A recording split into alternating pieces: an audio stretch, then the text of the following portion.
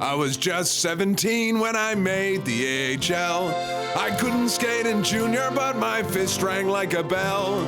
I'll never win a title and I'll never win a cup. Welcome back to Canuck is a Slur, a show for which we are going to come up with a tagline at some point. Joining me once again, we have I am Kelly, and I am joined today by Jules and Lucas of Australian Gothic.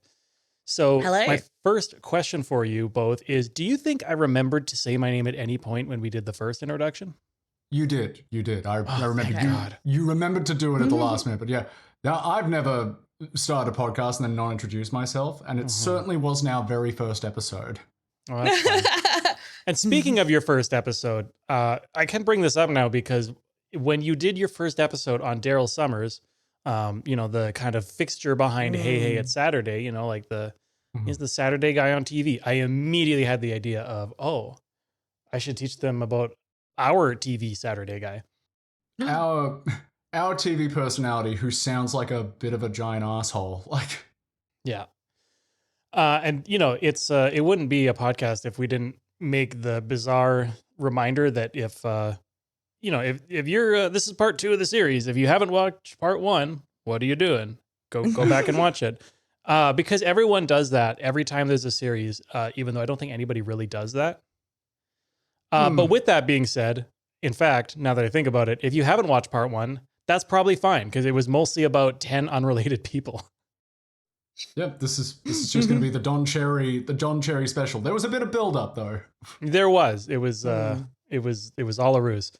But yeah, now we're going to dive into the highlights and the lowlights of the broadcasting career of Mr. Don Cherry, which has necessitated a switch on my end from water to beer.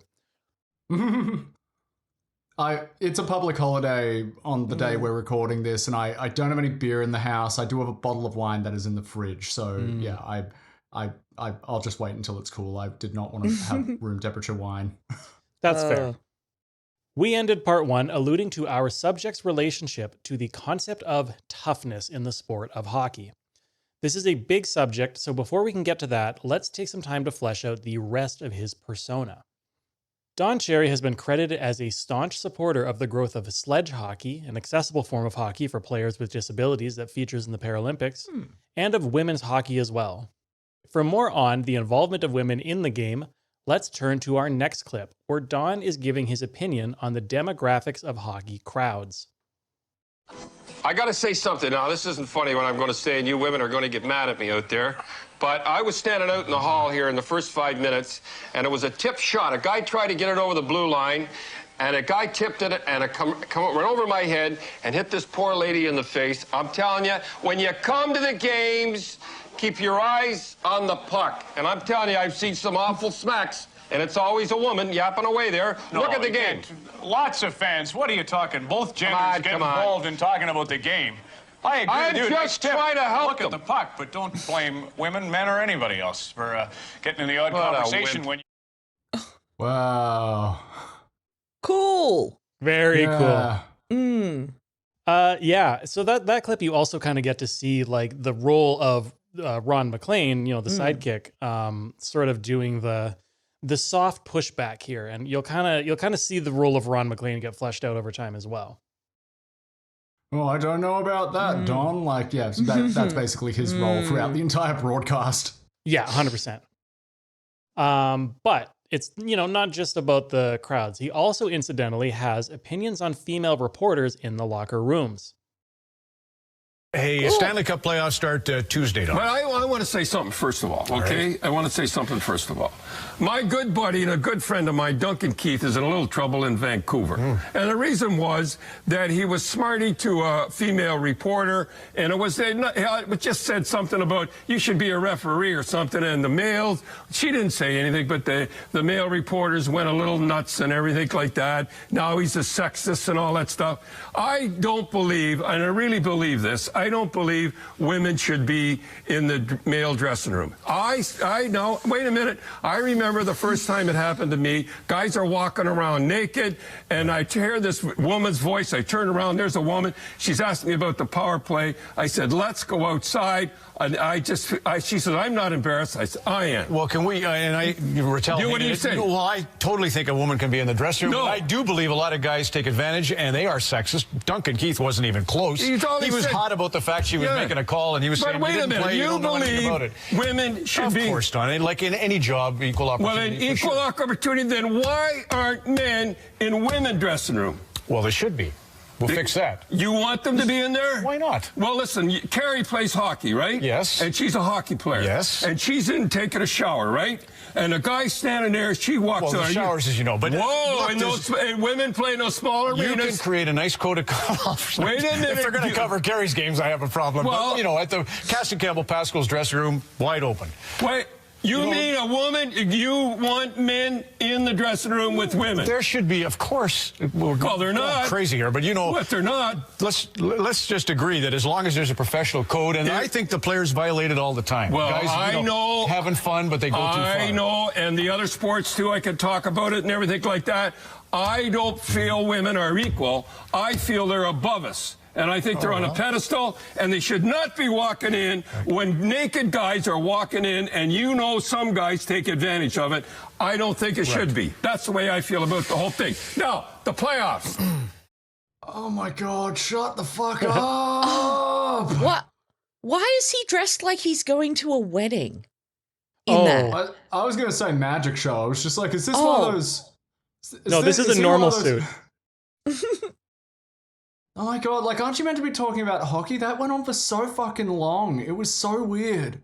You should be forced to retire at a certain age in media because you just do shit like this. You'll just talk about fucking nonsense for hours. Like this, there was my other little bit of sport knowledge around AFL is a couple of years ago, vaguely remember it, there was I think it might have even been our mate Sam Newman, noted fuckhead, retired. No, actually, I think he still works for Sky News.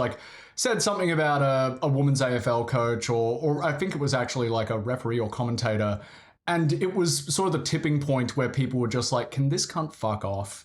Can he just?" And it was at that point that he kind of resigned from his commentator role, and I think maybe the Footy Show even got taken off the air after that. But it was this kind of shit. He was just running his mouth and talking shit and nonsense, and I get the feeling that the broader public were, both found his opinion shitty, but were just like, mate, can you just shut up and talk about the game? Oh yeah, sorry to rant. But so you're saying there were consequences for this person? Yeah, but a long time coming. This was I think this was a couple of years ago. 2017, 2018. Yeah. Okay. No comment. Oh. Okay. Cool. So yeah, I mean, it's one of those things too. I feel like there is there is an interesting subject to be touched on. How do you have boundaries and code of conduct with just people in general in locker rooms, right? If you have a male reporter in a male locker room, people are walking around naked. There's an interesting discussion to be had about the dynamics there. But this is just two old white guys just ranting at each other about something they haven't really thought about. There's also that weird reactionary streak of, imagining something to be mad about, but it's just imagine your daughter taking a shower. Just imagine it. I don't know if it was his daughter or wife or something like that. Clearly some sort of female where it's just no, imagine there's a man. It's what the fuck? Shut the fuck up, you old weirdo. Yeah. Now we're going to see a huge twist here. So not only has Grapes been an ally for women, initially, I wrote this line completely as a throwaway joke, but I later uncovered something important I wanted to share. It's relevant to the discussion that was just had. The very first time any female reporters were allowed in the men's locker rooms in all of North American professional sports was at the NHL All-Star Game in 1975. Marcel Saint-Cyr, a local radio reporter in Montreal, and Robin Herman of the New York Times. It was really only a one-time thing by design, arguably just a publicity stunt on the league's part, but Herman kept pushing until teams started letting her in officially, on their own terms, with the very first team being the Boston Bruins, coached by Don Cherry. When Cherry went on this rant we just saw in 2013, Herman published an open letter to him expressing her disappointment, which I will link in the description if you want to read it in full. Here's how it ends. Remember, Don? Okay, I guess a lot of time has passed since then, and maybe you've forgotten the details, but I certainly wouldn't forget the first coach and team to give equal access to a female member of the Professional Hockey Writers Association. Don, you were my hero. Best regards, Robin. He's also been out there pushing for healthy masculinity, especially when it comes to Toronto Maple Leaf star Doug Gilmour. And there's gonna be a bunch of clips in succession, but they sort of tell a story over time. The best hockey player in the world today, Dougie Gilmour, and don't you forget it, from Kingston, Ontario. Isn't he lovely? I love this guy. I love me. All right. There you are, all you people last night, and thanks for all the great memories, and everybody here loves you, I'll tell you that. And it's going to be nice when your sweater goes up there, too. Oh, thank you. Yeah, I'm the only guy that went in the dressing room. Get out here. You know what this is like? This is like Dougie Gilmour, remember, in What does that Minnesota. mean? You're going to kiss Nazareth? Yeah, all right. All right. I don't hate it. Talk the talk. I don't hate it. I just like Dougie. You know, the first time that Don and I sat in this studio like this, he was just a rookie. He really was. You've done all right. Yeah. Keep at it. Do you remember what I did? I remember the night of the big fight. No, but do you remember the first time I give you a kiss? And there's another one. See that? How many years apart? That's Don Cherry in the coach's corner. He even swept my earpieces out of here. He planned that. You know, when I started at Hockey Night in Canada, I'm not homophobic, but they got to me about my wandering eyes and stuff when I'm sitting next to you. And I just get a lot of people now expressing concerns. Bobby Orr, Dale Hunter, Doug Gilmour, Kirk Muller. Now the latest episode. Let's just have a look at last week's Hockey Night in Canada episode. Oh, yeah? You got that? And here you are. We're just having a nice little chit-chat. Wayne was listening in. All of a sudden, you start blowing kisses again. This is how many guys now? 5 I've named you've kissed, and now he kisses back. Well, you know, you don't understand. You got a guy, tough guy, like Cash, you know, blowing me kisses, and Muller and that blowing me kisses. That's okay. But if it was a guy like you, give me a kiss. Whoa! I thought that... No! Right. No way! Tough guys can do it. Guys like you can't. He's the best. Gotcha. What? We're coming back. No, you got it. It's, we're coming here. We got consensual. This is consent. You were talking about consensual last week. Watch this coming up with Palfy and Green. I'm telling you, folks, it's lovers. I tell you. Watch this here now. Right on the lips. It's coming up pretty soon. Watch this. Watch it now. What's the next one coming up? Here it comes. Travis Green. Here it is, Travis Green. It's coming over. Now, here's another reason not to wear the visor. Do you lean to the left or lean to the right? Now, I know guys with visors are sweeties, but maybe look better after a glass. Pardon? Maybe look better after a glass, because, you know. Oh. Don Cherry, tongue-tied on this installment of the Coach's Corner, like Ziggy Palfy and Travis Green on Wilson Hockey Night in Canada. On CIAS. Beautiful. A lot going on there, a lot to unpack. Wow. Oh, my brain has crashed. I really liked it when it's apparently it's okay for like tough guys to smooch each other, but good. not less than tough guys. There's a gender studies thesis in that. Real nebulous criteria. It really reminds me of that thing that's like a criteria in the Turkish military where it's like, if you're gay, you can be in the military if you're a top. It's a real rule.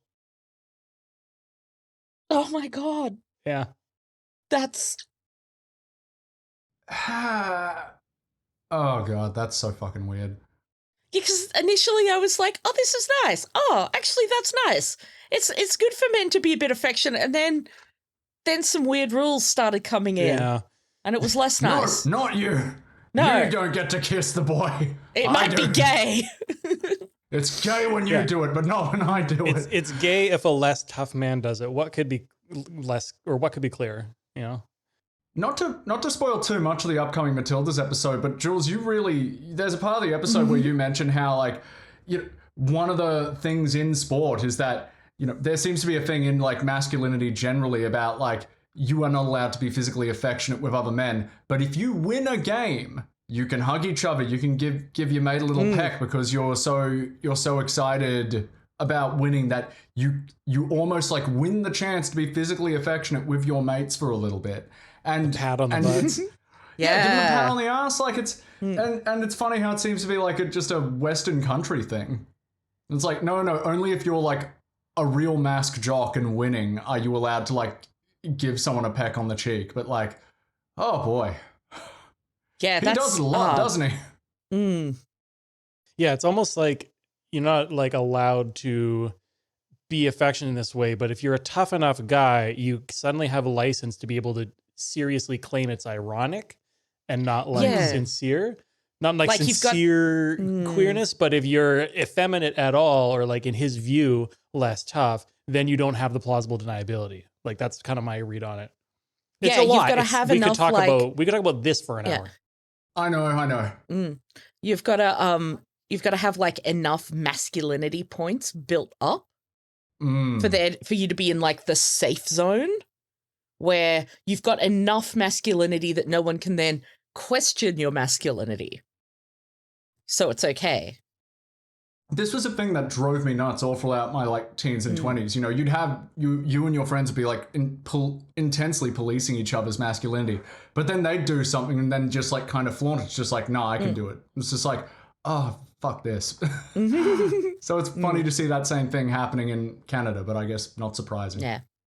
Yeah, it's interesting too. Like when I was putting this together, there are when I was forming the initial idea in my head, there was definite some like very famous moments, clips I wanted to include, stuff I knew I was going to talk about.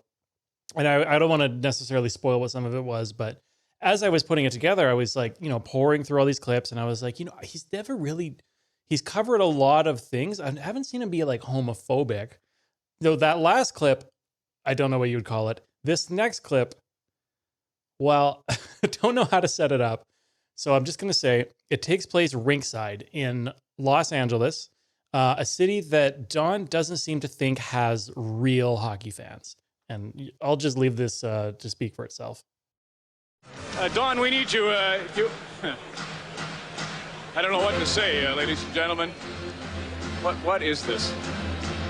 I've been out here a couple of days, and a couple of my friends, Sly and Arsenio, let me borrow a few things. Yes. Bill Ranford's in goal. Don Cherry, in case you're wondering who it is. Well, Billy surely be in it. He'll stand on his head because he's well rested, and Grant needs a rest. I love the people out here. Look at them. Look at this floor director. The lovely people here. I love them. They're absolutely beautiful. They're gorgeous, well built, and the way they walk. And that's just the guys, I'll tell you. What's this got to do with the game? I think you've had a little too much sun, honestly. I'll tell you, I'm out here and I've been reading the papers, and I can see how people say they really don't want fighting here, and I can see that. The hot weather, the people, I can see why we shouldn't have hockey here with fights. Yes, I can see that. Do you want to talk about any of the players involved in this classic? Yes, I want to first of all talk about Kelly Rudy. Here comes Kelly right now. There's Kelly right. He's coming in right now. And I love the little, we'll pick him up. I love the little blue string that hangs from the back. Don't you? I love him. You can see the little string there. See? Isn't it? I think it's blue chiffon. It fits right in with the LA image.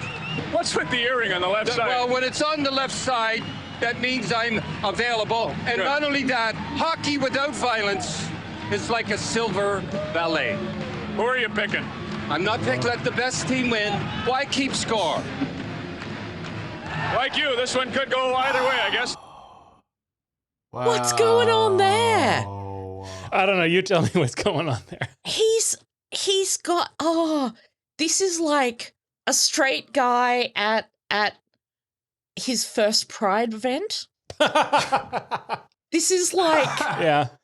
This is like a guy who's like, I am, I'm in a gay place. I'm allowed to pretend. Oh, buddy. Honestly, I admire his restraint at not going harder on like a caricature of gay people. Like, I'm shocked he's not wearing like pink short shorts and like roller skates or some shit. Like, it's he's for people listening audio only. He has rocked up. He's wearing his usual like suit, but he's got an earring on the left side. He's got what looks like a leather fedora, but that could just be the video compression. It's a fedora, yeah.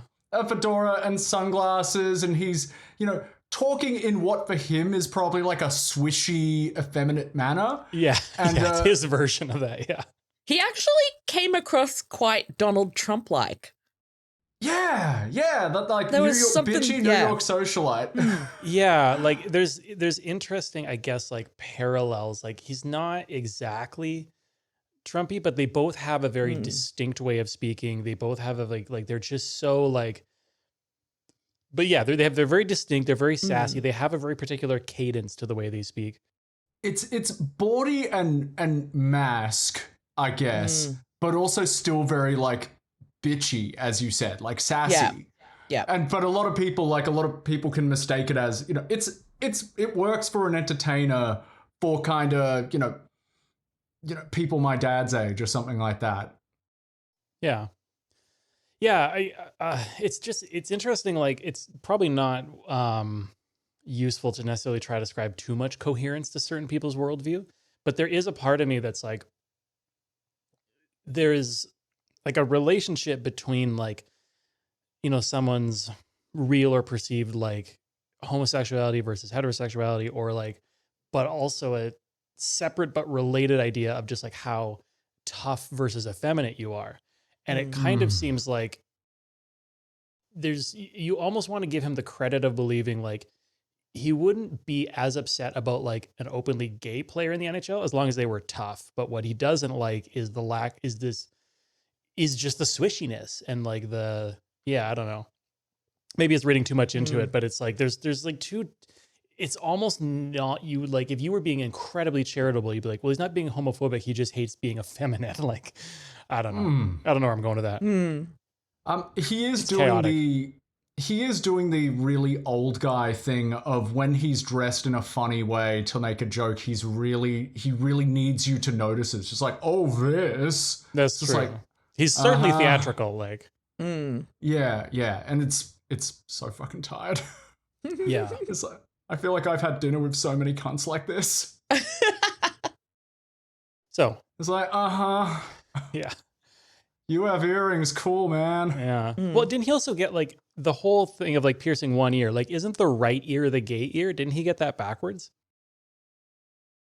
I can't remember what it was when I was growing up. Okay. Well, I feel like it was the left ear was the gay one. Oh, maybe. Okay, maybe I'm wrong. I was not. Unfortunately, this means that Jules now has to forfeit their queer card and give it to me, I guess. Look, I don't make the rules, okay? But I mean, I also, at a certain point, I was in like rural New South Wales, so any of it was gay. Gotcha. Yeah. Okay. So, in addition to being a queer icon, Dawn is also very famously a fashion icon. This is somewhat of a newer trend that hasn't really been visible in most of our clips so far, although we kind of alluded to it. But over the years, his increasingly gaudy suits became a gimmick that he began to lean into heavily. So this is a collection of the suits. Wow. Yeah. And again, they're much later years stuff. I was going to say, in some of the clips you showed us, some of those sort of plaid suits, I was like, you know what? I'd wear a jacket like that. Some of them go a little hard, go a little too far, but like, I could pull off some of them. Not necessarily the ones on the screen. Do you want me to describe what we're seeing? You could. I mean, it's a bunch of gaudy suits. I don't dwell on too long. We will get into some more. He looks like a Batman villain in some of them. Yeah, He really especially some of does. these, like the bottom left one here. Honestly, like if you're listening to this on audio, just Google Don Cherry suit or, DuckDuckGo Don Cherry suit, and you will get what we're looking at, because that's just where I pull these images from. A funny note on the aggressive. Yeah, a funny note on the bottom right one is that it's supposed to be like roses petals, but it just looks like he murdered someone. Splatter. Yeah, and so he was like, "Oh yeah, I can't wear that one again," because everyone thought it was supposed to be a blood suit and it wasn't. No, I was like, that's such a cool look for Halloween. But yeah, I would pay $5 for some of these suits on AliExpress. I would just to give you some idea of how they look, listener. Yeah. There's a couple that I would pay a significant amount of money if I had it. And he does pay a significant amount of money, and we will find out how in the next clip. Here's a fun abridged segment on comedian and number 50 greatest Canadian, Rick Mercer's show. And I mean, just maybe slightly relevant to the conversation of homophobia. Rick Mercer is an openly gay comedian. So here we go. Okay.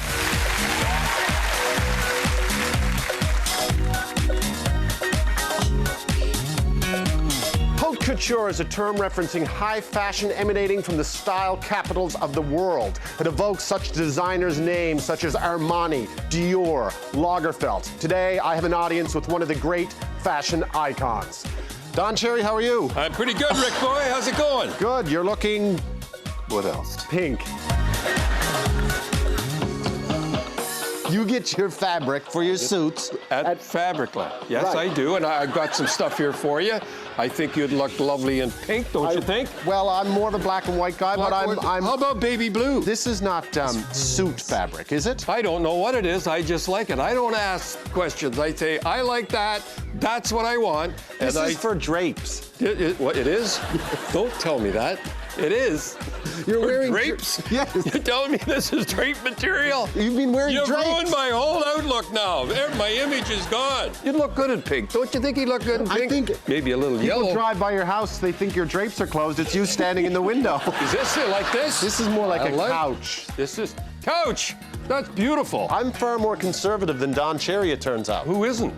But I don't see any black. Whoa, look it up here. Does Ron McLean get upset when you show up wearing something No. that's so bright he knows no one will ever look at him? Well, nobody does look at him, so what's the difference what I wear? Anyhow, I have a few. What would you do if he started showing up dressed? Oh, like he you? did. He used to started to wear pretty good ties, eh? Yeah. Hey, whoa, Did you wait a tell minute. him? Hey, Back off, you're this in my- isn't- Hey, that's my shtick. Never Right. mind. Get back to your plain self again.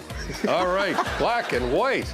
Are you kidding? Little zebra, but Zebra is the new tiger print, apparently. Oh, is that right? I don't know what that means, I don't but either. I read that. Do you read about fashion? No, I don't. I'm set my own fashion. Somebody Right. says you're out of fashion. I set my own fashion. Right. I don't follow everybody else. I'm not a follower. All right, Okay. that's the material. All right. All right. Okay. Let's Worst go. person you know makes a great point. Yeah. You're gonna love these guys.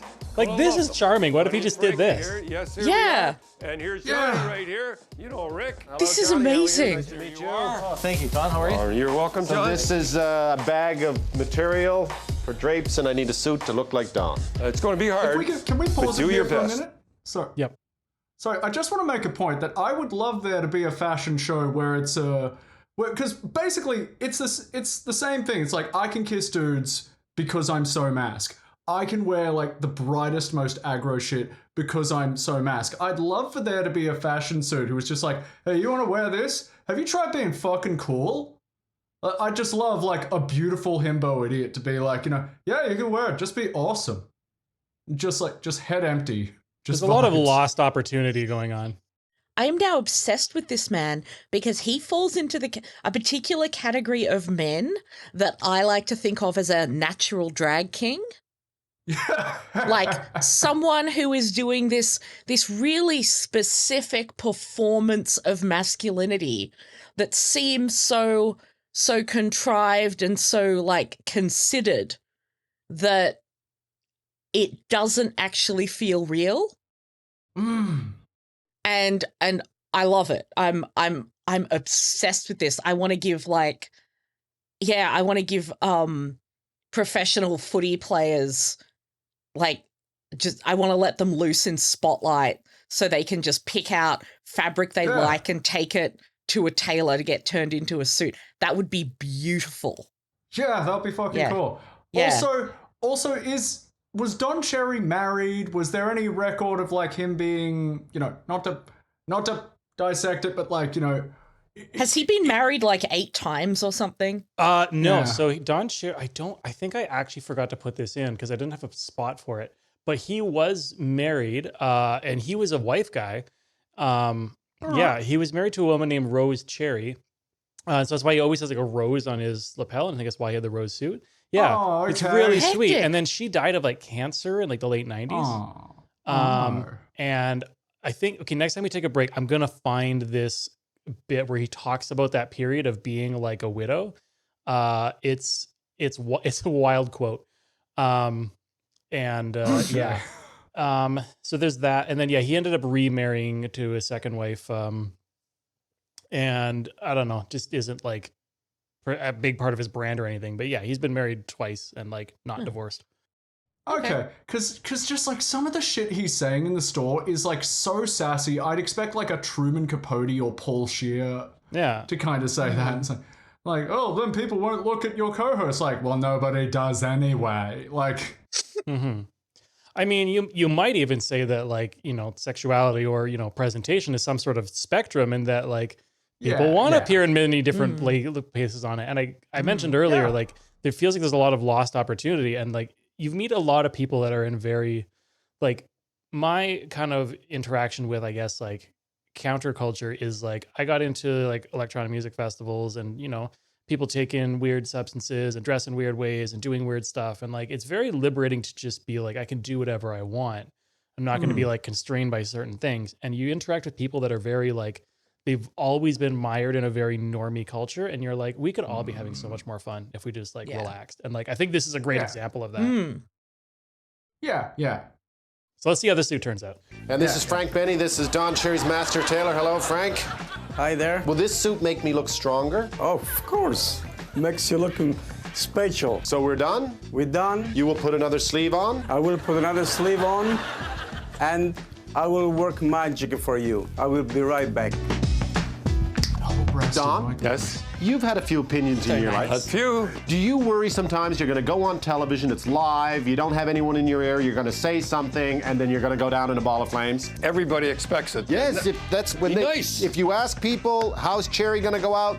Ball of flame. Train wreck or something like that. Hey, I don't mind it, but I got to tell you, I would miss it, because I'm as excited now and 28 years or something like that as I did my very first one. I love it. I would do it for nothing, honestly.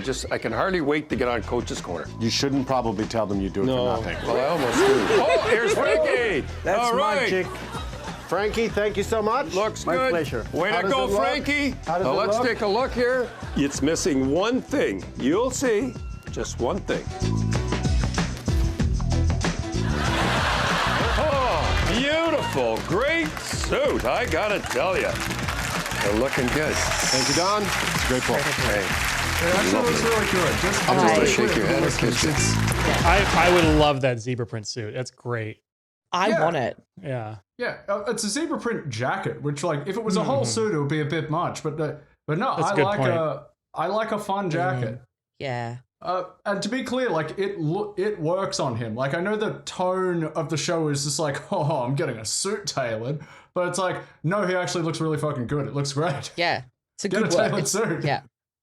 Yeah. That's phenomenal. That's so cool. It is. Yeah, this is outside the scope of our discussion today, but I'm Sorry. a big fan of, no, I'm saying I'm a big fan of Rick Mercer. That's what's outside the discussion, but he's very fun as a sort of media personality. All right. So these suits became iconic enough that people throughout the hockey world started leaning into the bit as well. They're gonna auction these sweaters. They're gonna sign them, and they're gonna auction them off to the Kidney Foundation. Thank God. All right. Well, the Oil Kings and the Hitmen played today for the Kidney Foundation. Hi, going to interrupt here to answer your burning questions. Yes, Ron McLean mentioned a WHL team called the Calgary Hitmen. Yes, they are named after Don Cherry's greatest Canadian advocate, Bret the Hitman Hart. Yes, he was one of its initial co-founding investors. Yes, their original jerseys, one of the few naturally pink-containing uniforms ever employed by a male sports team, were modeled after his in-ring wrestling attire. Yes, Hart and the other owners sold the team after one season, when their organizer, Graham James, stepped down as coach and general manager to focus on spending more time in prison as a convicted serial sex offender, who had perpetrated on many of the mostly teenage players that he coached. We'll show Cindy at the tail end of the Coach's Corner. So these are like warm-up jerseys, which is a pretty common thing. Yeah, here they are. Here, Kenny Cadanza did this. They designed those sweaters and everything. I thought I'd wear a boss suit. No, not a bad suit. Yeah, gimmick jerseys, at least for warm-ups, are like a big thing. They'll auction them off and stuff. Fuck. Sorry. I have to admit I haven't been following the NHL too closely in recent years, for a variety of reasons, and completely missed this season's storyline about how all promotional jerseys and the like were unilaterally banned by the NHL after years of whiny right-wing losers completely shitting their diapers about Pride Night events.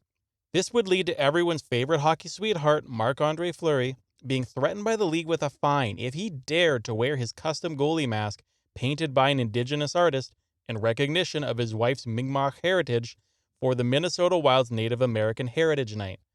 Truly one of the worst leagues in all of professional sports. Cool. So what I guess, yeah, we could describe it. What we saw was a team wearing jerseys made to look like suits, but the suits are also gaudy like Don Cherry suits. So yeah. well, And they look cool. Yeah. So I'm glad you felt good about that section. As someone paid to have loud opinions about hockey, Don naturally gravitated to sharing his political stances as well. No. In another piece of foreshadowing, I'll quote again from the Canadian Encyclopedia. Jerry's patriotism to Canada over the years was shown in his strong support and appreciation of Canadian police officers and military personnel. He regularly used Coach's Corner as a platform to pay tribute to those who had lost their lives in the line of duty. For his efforts, Cherry was made an honorary member of the Police Association of Ontario in 2005. He also got on well with convicted drunk driver, unconvicted serial domestic abuser, crack-smoking bigot, and occasional Toronto Mayor Rob Ford, being brought in as a special guest to the first meeting of Toronto City Council after Ford's election in 2010. Have you heard of Rob Ford? Oh, yeah. Maybe? Was that the bitch set me up thing? Like, where he was like, caught on tape? No, that's different. Oh, well, he was caught on tape smoking crack, and then he continued to be the mayor. And I mean, to be clear, I am like a pretty drug positive person, and it should be noted that like, there's like a stigmatization of crack versus cocaine, which has like socioeconomic and racial dynamics, but also like just the idea of just like the mayor of Toronto getting caught on video smoking crack is very funny. Like I'm fine with anybody smoking crack, but you don't get to be the mayor of like the largest city in Canada and smoke crack. You just do these two things in separate eras of your life. I think you do if you have like a really heavy like drug policy reform, harm reduction, legalization stance. Guarantee you he did not. Yeah. But I'm like, I feel like, if you're like, I want to legalize all drugs, and then you get caught smoking drugs, everyone's like, oh yeah, fair cop. Yeah. But yeah. Yeah. Unfortunately, Rob Ford is a massive, massive piece of shit who could also, earn his own episode. So, placing the ceremonial chain of office around Ford's neck and given the opportunity to speak, here's what he had to say to the assembled new council. Well, actually, I'm wearing Pinko for all the Pinkos out there that ride bicycles and everything. I thought I'd get it in. Would you expect Ron McLean here to come here? But I am befuddled because I thought I was just doing a good thing coming down with Ron and Rob, and I was going to do this here, and it's going to be nice and the whole deal. I've been being ripped to shreds by the left-wing Pinko newspapers out there. It's unbelievable.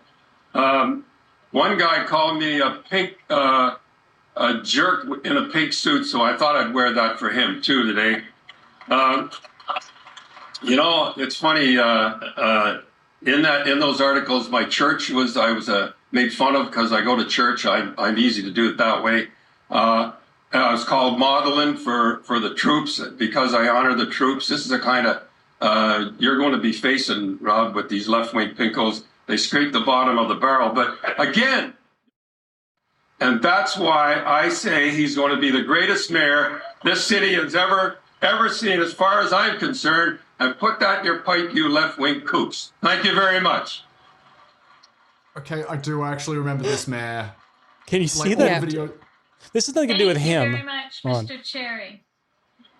I now call upon His Worship, Mayor Rob Ford, to give his first meeting address. I meant to look in this. I don't know if it's just a Toronto thing to call a mayor His Worship.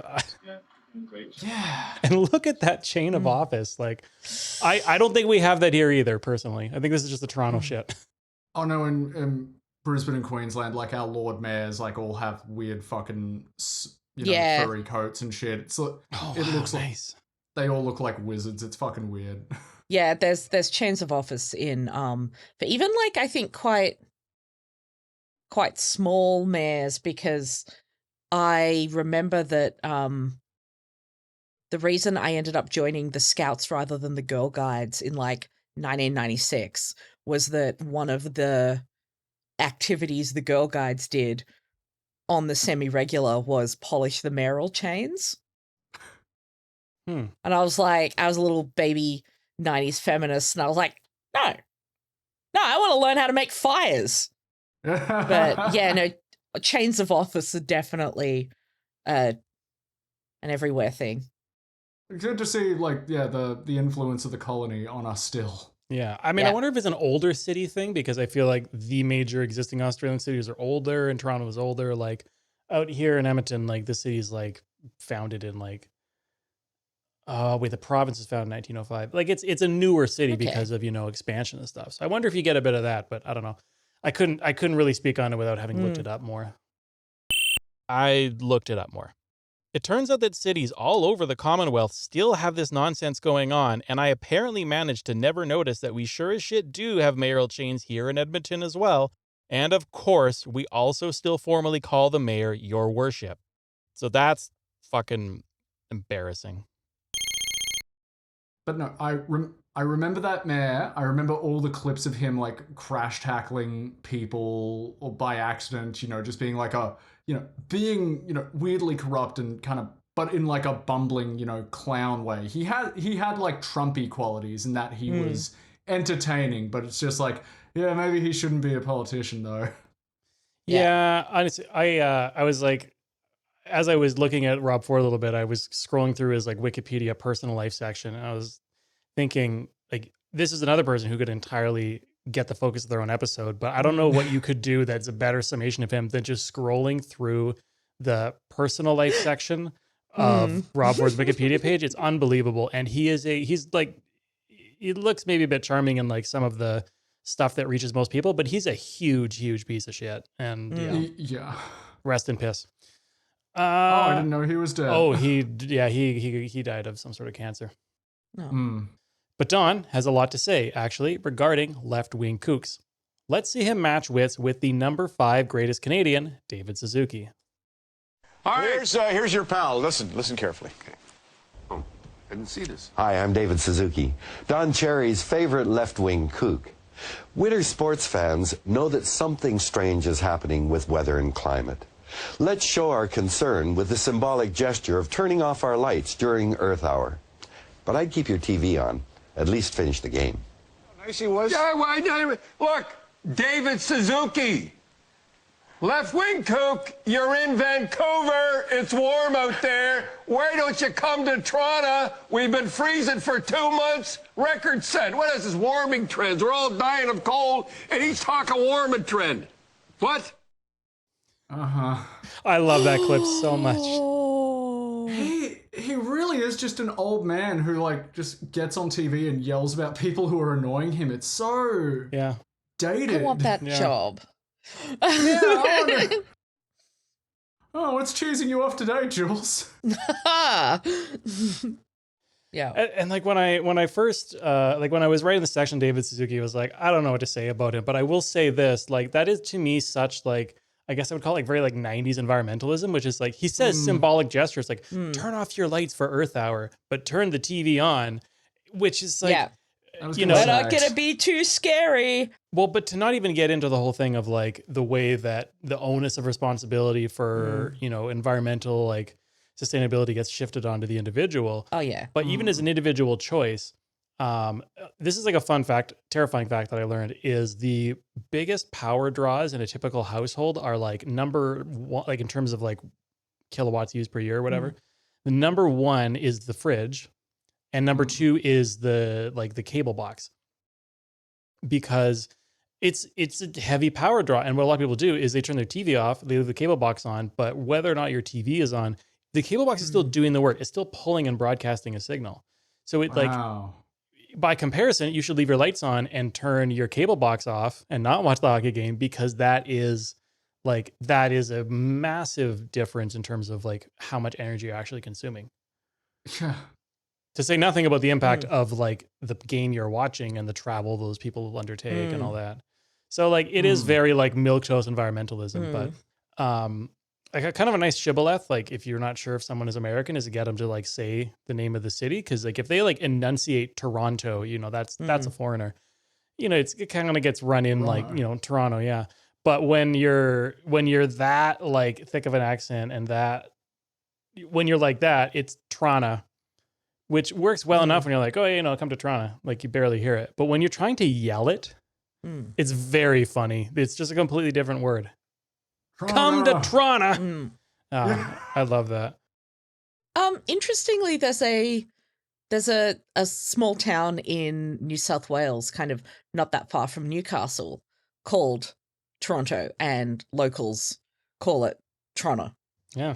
It's just easier to say. Yeah. I don't know if either of you are fans of Knowledge Fight, but they when they're naming their like new Patreon subscribers, there's this clip of Alex Jones that plays of him saying, I'm a policy wonk. And they play it for every new Patreon subscriber they have. And like they call their Patreon subscribers policy wonks. And I feel like if we had Patreon subscribers, I would just have that drop left wing kook every single time. Oh, I don't know what the equivalent would be, but that's going to be a fun little challenge. Yeah, I'm going to think about that one.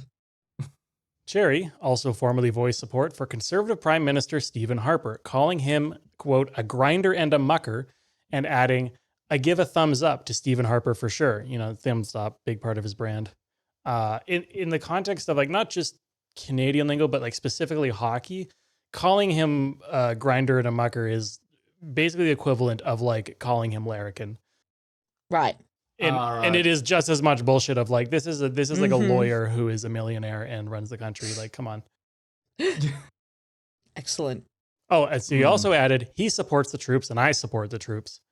Speaking of troops and foreshadowing, let's quickly read from Wikipedia. Cherry made comments on his CBC segment in support of the 2003 invasion of Iraq. On March 22nd, Cherry criticized Montreal fans for booing the American national anthem before a game earlier in the week. The conversation then turned to the war when co-host Ron MacLean said, everybody wants to know what you think. Cherry berated MacLean for being neutral on the war, which is about the most Ron MacLean thing you can do, is be neutral on the Iraq war, and strongly criticized the Canadian government for failing to support the U.S.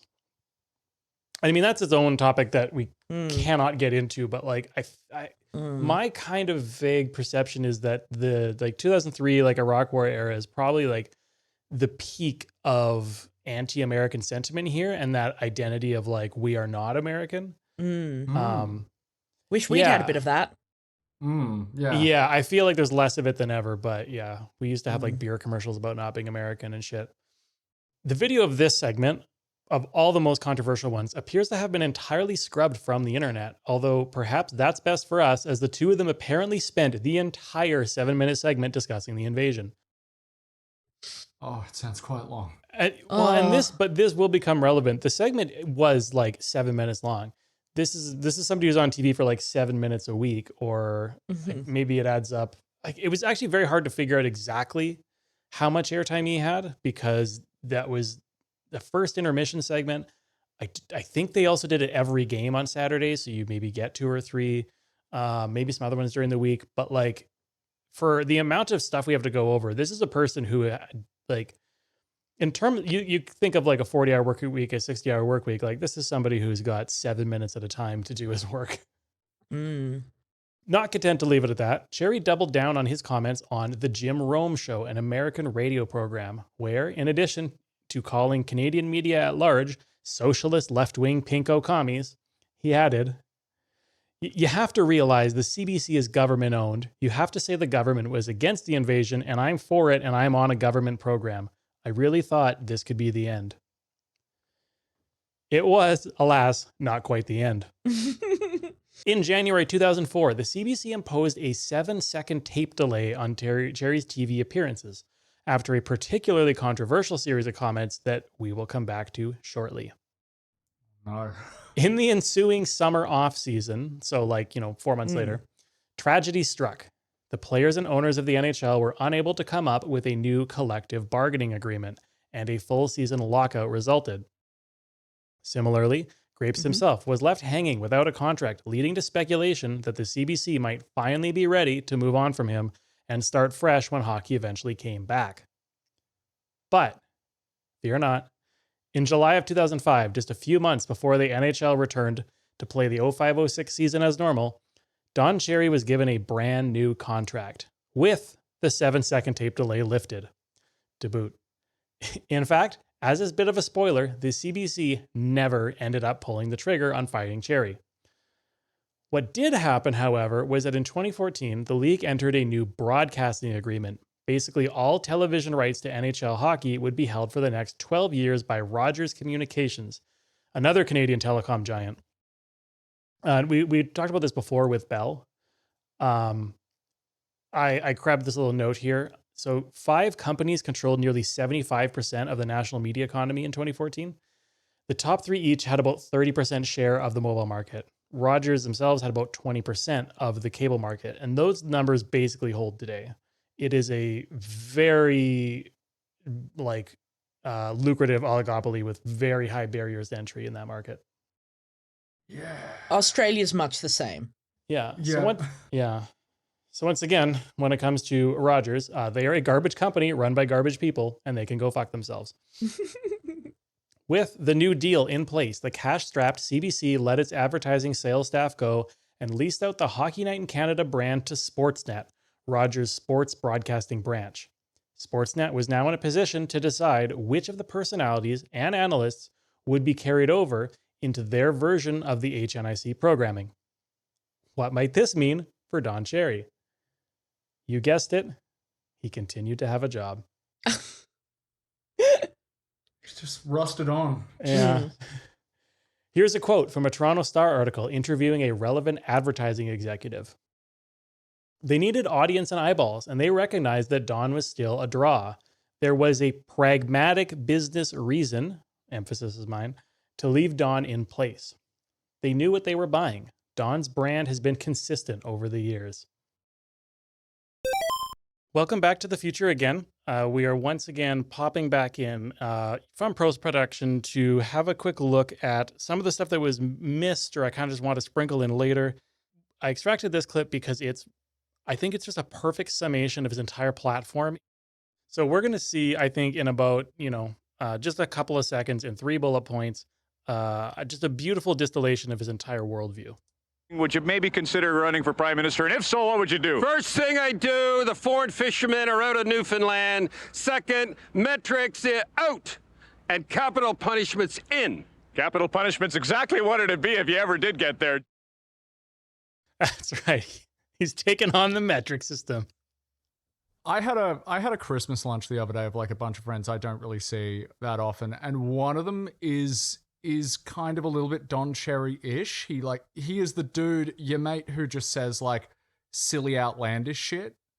And yeah, that's just Don Cherry. I think that was part of his appeal. It's just like, he is your dickhead mate who you should have stopped talking years ago, but somehow you just still hang out and you get to hear like wild shit every now and then.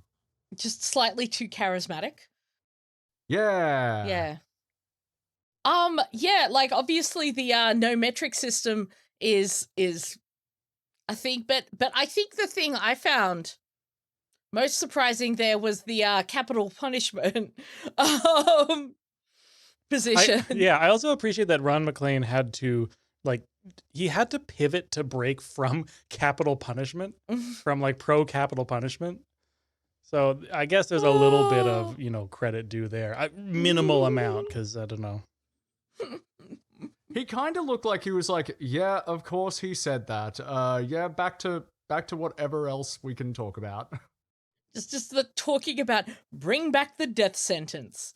There's something really beautiful about like I feel like ostensibly like he's say here's my 3-point platform, and he's given equal weight to being anti-metric system and pro capital punishment. Like these are equally these elements have equal gravity in his mind. I sort of want to know a little bit more about the deal with the fishermen in Newfoundland. Yeah, I don't know. It's probably just normal like trade protectionism, All right, foreign cool. workers doing stuff. I can't imagine it's any more interesting than that. I find that interesting. Who knows? Maybe that'll turn into an entire episode. Who knows? Amazing. I appreciate a lot of these clips we're seeing are from like the early Aughties. And he seems like such a grumpy old man who just goes on these rants. And maybe it's because I've seen a lot of that and I'm tired of it, but I'm like, you seem to make it out that he was still working. So I can't imagine that he's gotten any better or just like faster or like sharper with time. You're so prescient. He's got the most hectic uncle energy. Yes. Like that guy at Christmas lunch. Oh, Jesus God. Christ. Like, oh. You just go outside for a bit. It's just like, okay, fuck this. Like, hey, can we... Or you do what we do. It's just like, hey, let's just stop fucking inviting him. Let's just not tell him we're doing Christmas this year. Now, I think you two are going to love this part. With all that being said, Cherry and McLean would both see a reduced role going forward, as a handsome rogue was brought in to try and court younger viewers. Former video jockey turned radio heartthrob George Stroumboulopoulos signed on to be the main host of Hockey Night, and Ron and Don were both left with only Coach's Corner during the first intermission. This is phenomenal. Stroumboulopoulos. Yeah. Oh, God, he's there. I'm so excited. Yeah. Further cuts into their time led to assuredly the funniest era of this entire saga, in which an ever-aging Don Cherry attempted to fit the same amount of thoughts into a shorter window of time.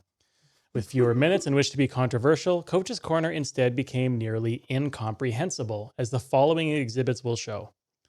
So these two, this was like a very brief viral sensation in which some YouTuber made a channel called Coach's Corner Transcribed, where they simply attempted to transcribe what he was saying. And if you're listening to this on audio, you're just gonna hear it, and I think it'll be its own experience. There's a couple little like cheeky edits they put in, but this is like pretty much just someone attempting to transcribe Coach's Corner in this era. By transcribe, you mean like illustrate? No, like subtitle. Oh, okay, cool. If you use a golf ball or a wiffle ball, that's as good as a small puck for the kids. But anyway, Jared Spurgeon. Can we see the Jared Spurgeon? Jared Spurgeon, goal of the week. Watch this here, boy. Watch this here, kid. This is put it in. Watch it. Gets it out. Hands way that go. He plays baseball. Watch this here. Goal of the week. Way that go. And listen, they need all the help they can get. And way to go, Jared boy. Put it in there. We got it in. We got it in. Shea Weber. Who wouldn't get into that? Shea Weber, let me tell you. We gotta be clear. When he said like, well, it's because it just degenerated into gibberish. You get a lot. You're gonna get a lot of those in some of the clips. That honestly, that person quit making videos at the top of their game, but they're too good. So here's one more. Corey Crawford got a lot of heat for the performance last night, but the one you weren't happy with. Hey, watch. He couldn't even see the look, and he was supposed to watch the stick go down like a dum-dum. One of my favorites. You see another one. Look, it's not that it hit the stick. He loses it. See what I mean? He lost it there.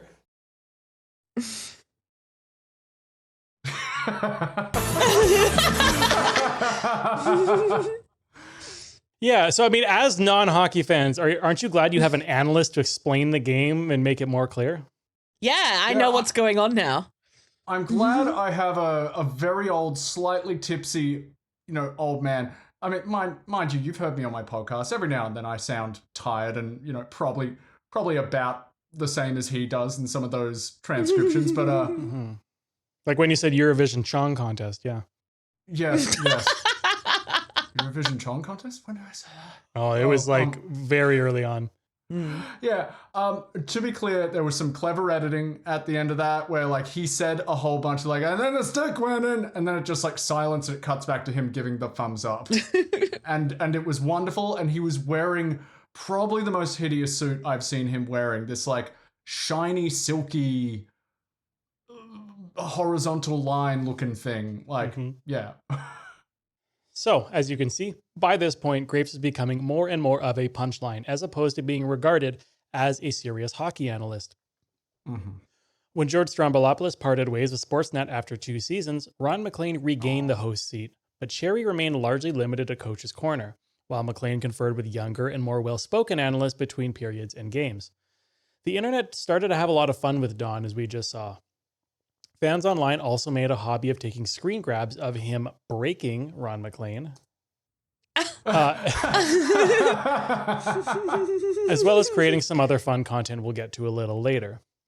And yeah, I mean, there's no good way to describe this other than the first kind of like the top and the left images you're seeing here are from, I think they're all from Reddit, where people would just post like, yeah, he broke Ron McLean again. And it's just a beautiful, beautiful screen grab. Yeah, Ron McLean's faces in these are incredible. The last one I actually found myself while going through these clips, so nice. It's a little bonus for anyone. An early breakage. Yeah. These could all be YouTube thumbnails for the Uber driver sucked me off kind of YouTube thumbnail face, like, you know. Don Cherry sucked me off. I can't believe I've never. The guy off, you gotta go boom right in their hoppy.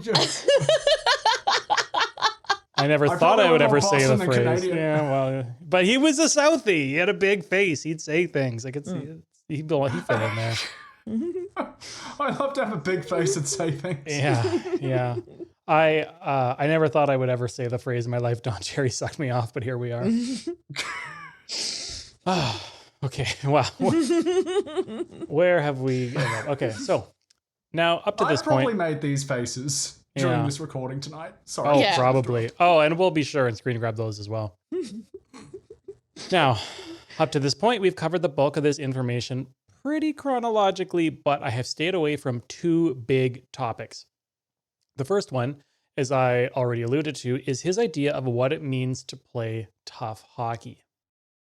All right, so it's us in the future again. We're jumping in a little bit later in this episode because we have to cover... Oh, hello, buddy.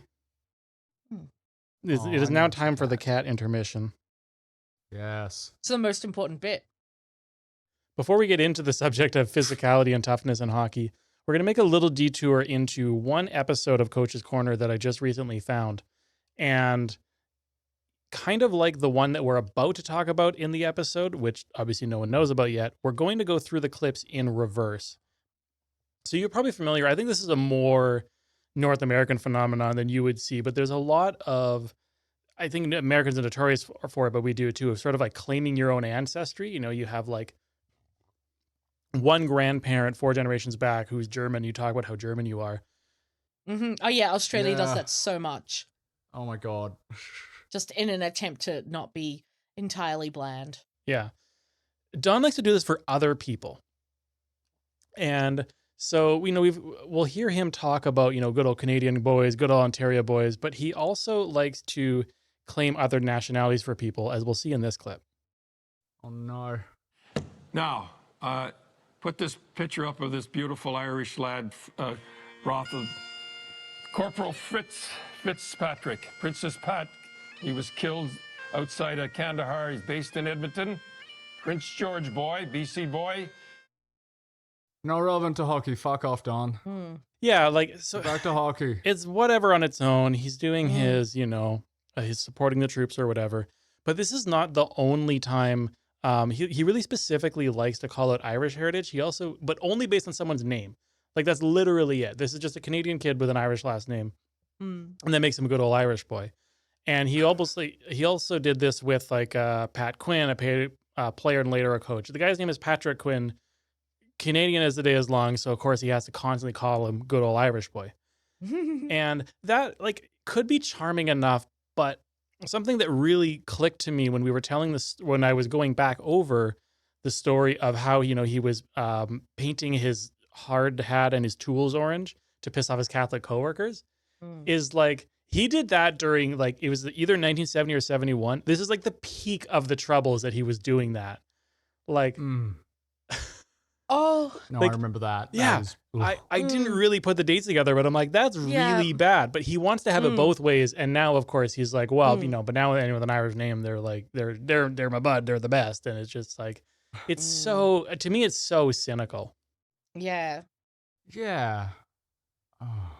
There is also some mention of, so of course this also happens in the DVD when Bret Hart is, you know, simping for Don Cherry, and he's of course got to talk about how like his wife Rose was Italian American, and Don Cherry was a Scots-Irish Protestant. So like, okay, maybe it does track a little. He's like, he'll claim Ireland, but he wants it to be Protestant. I don't know. It's messy. Yeah. I've always been baffled by the whole, even though we do it in Australia as well, like the whole, oh, this guy is like Dutch Irish or like Dutch Viking or whatever. But it's just like, I don't care. What does this have to do with anything? Like, who gives a fuck? Mm-hmm. I have various heritages, but none of them have any kind of cultural impact on who I am and my day-to-day life. Like, I'm just another boring Anglo-Celtic Australian. Mm-hmm. Same. Before we get into the kind of the bleakest part of definitely the episode, if not the whole series to me, which is some of the kind of head injury stuff. Oh, yeah. I wanted to throw in a little bit of levity, and this is the reason I came to this episode. So you'll have to kind of refresh me if you remember. Did we talk about the biopic? The Don Cherry biopic? I don't think so. I don't think we did. I think I managed to completely omit it, which is very funny. I don't recall, no. Because they sure did make a biopic, and then they sure did make a sequel. Oh, why? Yeah. And I think maybe the reason I didn't mention it was because I was like, it's just so forgettable. Who cares? TV movie, whatever. And it's not a lot of it is on YouTube or any streaming sites. I did, manage to torrent it. I'll bleep that out, but that'll come later. So in this particular episode of Coach's Corner we're watching, they were playing clips of the biopic with Don Cherry setting them up. And the reason I really want to play a clip is in part because it will actually answer possibly a question that Jules had earlier, which was, I believe your question was Don Cherry the inspiration for the coach from Letterkenny? Yeah. Yeah. So you've watched a bit of Letterkenny? I have, yeah. Okay. I really like it. Have you, Lucas? I don't think so. I think there are definitely other Canadian shows like Red, Green, and Kids in the Hall. But yeah, I think I missed Letterkenny somehow. Okay, great. Put a pin in Kids in the Hall. Awesome. So let's watch this clip of the biopic, and yeah, you can kind of tell me if you see a connection there, Jules. And here it is, a little scene in the dressing room, and this is why I'm on television. This is a little scene in the Montreal dressing room.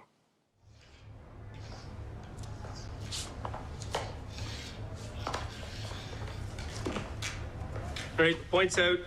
Let's get on this new kid, Langway. Chip it into his corner and... What the hell's going on in here? What the hell is going on in here? Are you guys forgetting that we were 2 games down? The whole world was counting us out, you know that? Everyone thought we were finished. But boys, look at us now. Game 7 going into overtime. Now you boys hear me good, we ain't letting this one slip. We're gonna win this thing. Now pull your heads out of your asses and get ready for the biggest period of your lives. That's the strongest language in the thing. There is no F word. You can watch it. The kids can watch it. Yeah, we wouldn't want Don Cherry to say something objectionable, right? Like, we have to have everything. That was very jarring. I'm like, that's the guy from Letterkenny. Okay, so you did recognize the actor. Yeah. I was like, But like in the Don Cherry costume, I think it was something about the hair, something very Donald Trump-esque. The mannerisms were very good, so good on him. Like, yeah. I mean, he's Jaredo Keeso, the actor, is from. So for anyone who's not familiar, Jaredo Keeso, who's like the lead actor and one creator of Letterkenny, is played Don Cherry in this. I think this was like 2010. So this is pre-Letterkenny. Like, this is him. This is probably one of his first big acting roles, and yeah, I mean, he definitely swings for the fences on the role. And I mean, he's from Vancouver. He does not have that good old Ontario boy accent, so he's like really playing up his portrayal of Don Cherry. But yeah, he's going hard on it. So I did have one more clip from the movie in case you needed more. I wasn't sure how obvious the actor would be, so we can play it or we can skip. It's up to you. Yeah, play it. All right. Yeah. This is fun because we do get another glimpse into the wife dynamic, which we really didn't talk about much. Now, I'm out till 3 in the morning, and Rose has been trying to get a hold of me because they want to make me coach, and she's embarrassed that I don't know where. And it's the only time I didn't phone home. Bob Blackburn and I, honest to God, anyhow, watch this. She gives it to me. Donald Stewart Cherry, where have you been? Do you know how late it is? Rose, Pete and I go in for a couple. I said, Pete. It's 11:30 and I can't tell him where you are. Do you know how embarrassing that is to me? Why is he calling her? Are you gonna get fired again? No, you're gonna cut me. You just wait till morning. I know why you're calling. Don't you think you've had enough? Rose, you're looking at the new coach of the Rochester Americans. Like, what do you mean they want you to coach? What happened? Well, team's been playing lousy. Fans getting pissed off. Adam got suckered after the game. Real beauty right in front of me. Now he wants me to coach. Adam barely played you all season. Like, why offer you the coaching job? Get their money's worth out of me. Be a fall guy. Team's been losing for 3 years. You really think you can turn him around? Piece of cake, Rose. Piece of cake. He's got the Don Cherry thing happening. It's. Do you reckon this is like when Heath Ledger played the Joker and there are all those, anytime someone plays the Joker, it's just like, oh, it's such a scary experience. He had nightmares. He needed therapy. I choose to believe that happened to him. He drove himself crazy playing Don Cherry and just inhabited this like Ontario hick persona for the rest of his life. Method acting Don Cherry. Oh, that's a beautiful idea. Yeah. Just, everyone's just so sick of your antics on set. You refuse to be like acknowledged by your own name. You're making the crew take trips with you to Fabricland. Like, yeah. You've got like a Swedish focus puller, and you will not stop giving them shit. Like, beautiful. So there is an interesting nugget there too, because in the way they do the biography and going through the career, it is pretty, sped through. But during the Greatest Canadian episode, when Bret Hart is kind of just doing the rundown of Don Cherry's career, he just mentions that he gets offered the job. And to kind of jog your memory, there was sort of, at best, I maybe could have called it like, a myth or a legend that he got this job when the coach got punched and didn't want to play anymore. So that wasn't mentioned in that episode. It is alluded to in the biopic here. So even if it's not factual, at least with this second example, we can confirm it is part of the lore.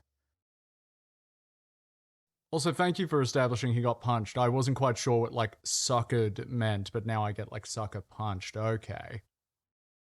Yeah, no, he didn't get suckered off. So going backwards again to the beginning of this episode, Don is talking again about player safety. And this time we're going to actually see kind of, the classic duality of man here.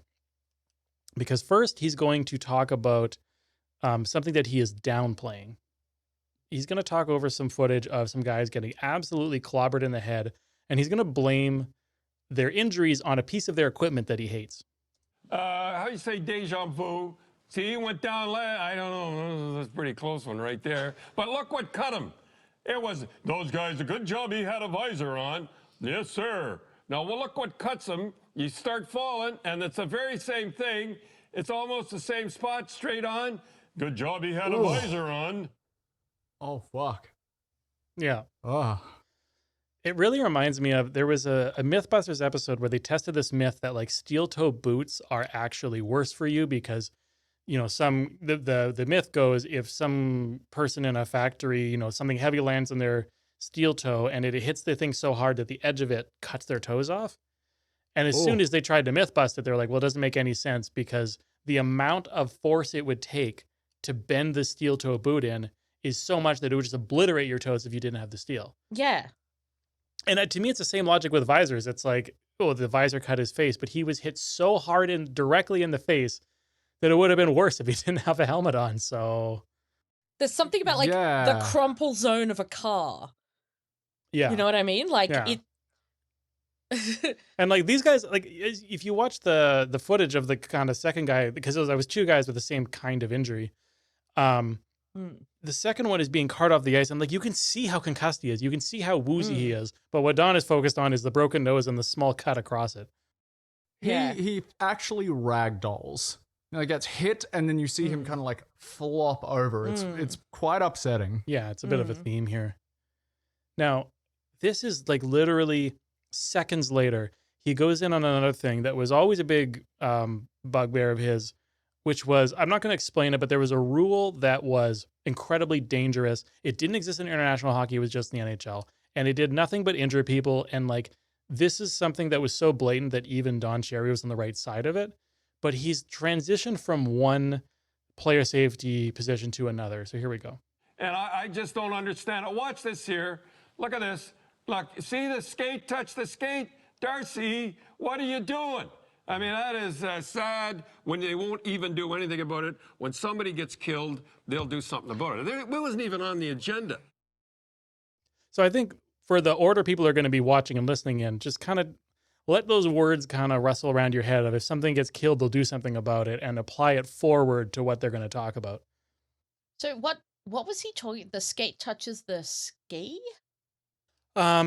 So it's hard to explain in a concise way, but there was basically a rule for a long time that basically doesn't exist anywhere else. Like if I go play recreational hockey, doesn't exist, where in a situation like where the puck is thrown all the way down the ice, you're not allowed to do that. It just goes back to you, and the play restarts. And that is triggered simply by the puck crossing the line. Oh, you shot all the way down the ice, it comes back to you.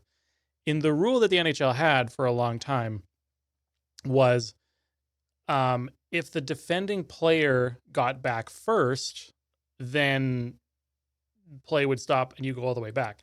But if your team could shoot it in, I'm now explaining the whole rule. If your team could shoot it in, but you could also beat the opposing team to the puck in their own end, it was like, I guess, sort of rewarding a clever play and kind of getting behind them. But what this meant was you just had two, 200-pound adults flying at each other at those very solid-looking end boards, as you saw. And this led to just a shocking amount of injuries because you'd slam into the boards and like break your femur or like God knows what else. It was a terrible rule, and he was correct about it, but it's just so weird that, where his kind of allegiances lie in terms of like where we need to worry about safety or not. Especially like leg safety. Because like I understand that, like a really serious leg injury can fuck up your professional sports career. But like head and neck injuries can fuck up your entire life. And I think there's a bit of it's a bit interesting that he's focused on the leg. In fairness, and fortunately, to my knowledge, most of the injuries that resulted from this rule were just like that kind of a thing. Like you might, I don't know, maybe some people broke their collarbones. I think just some of the higher profile ones were like a broken femur, because that's a pretty rare injury. Like it's hard to break a femur. I think it was less talked about if someone just broke their hand or whatever. Yeah. But it's very fortunate because, again, Don is saying this. You hate to hand it to him, but he's saying this like you could be literally killed doing this. I would say relatively easily compared to almost any of the other stuff we see, because all you have to do is go head first into that solid wall. Yeah. You can easily break your neck and become a quadriplegic or die. And it's truly shocking in a way that didn't happen. Oh boy. This actually came as quite a shock to me. The more dangerous form of the icing rule, as you just heard me describe, appears to have been the standard used throughout the sport since the NHL introduced the concept of icing in 1937. The reason that automatic icing, the safer version as I was describing it, came into being is, on January 5th, 1990, a player in the Czechoslovakian Elite League named Luděk Čajka went headfirst into the boards while racing into his own zone to beat an attacking player to the puck on an icing play.